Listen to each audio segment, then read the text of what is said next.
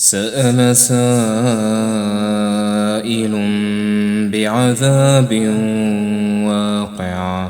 للكافرين ليس له دافع من الله ذي المعارج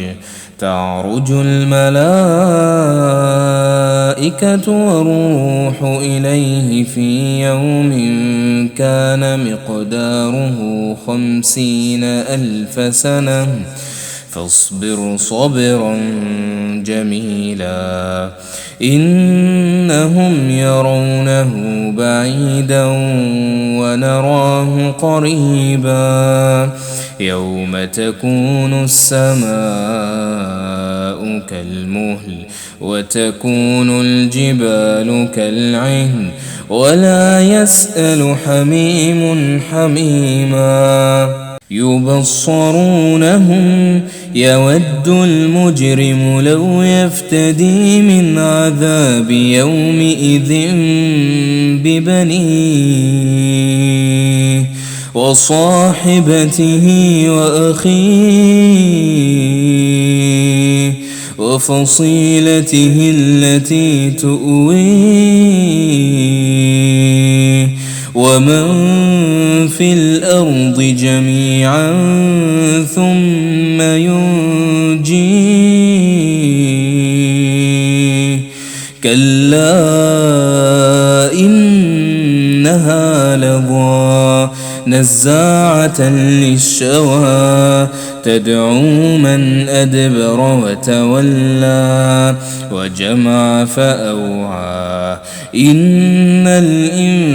الإنسان خلق هلوعا إذا مسه الشر جزوعا وإذا مسه الخير منوعا إلا المصلين الذين هم على صلاتهم دائمون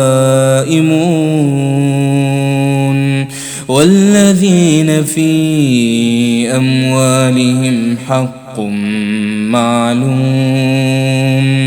للسائل والمحروم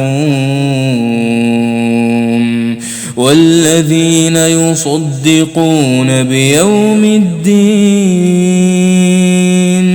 والذين هم من عذاب ربهم مشفقون إن عذاب ربهم غير مأمون والذين هم لفروجهم حافظون إلا على أزواجهم أو ما ملكت أيمانهم فإنهم غير ملومين فمن ابتغى وراء ذلك فأولئك هم العادون والذين هم لأماناتهم وعهدهم راعون والذين هم بشهاداتهم قائمون والذين هم على صلاتهم يحافظون أولئك في جنات مكرمون فما للذين كفروا قبلك مهطعين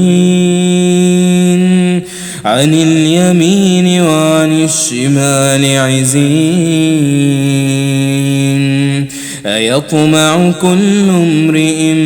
منهم أن يدخل جنة نعيم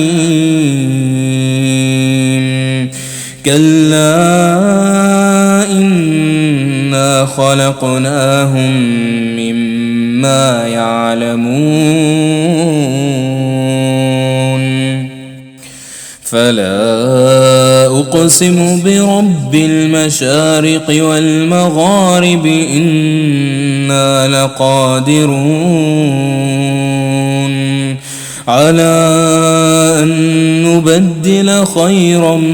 منهم وما نحن بمسبوقين فذرهم يخوضوا ويلعبوا حتى يلاقوا يومهم الذي يوعدون يوم يخرجون من الأجداث سراعا كأنهم إلى نصب يوفضون خاشعة أبصارهم ترهقهم ذلة ذلك اليوم الذي كانوا يوعدون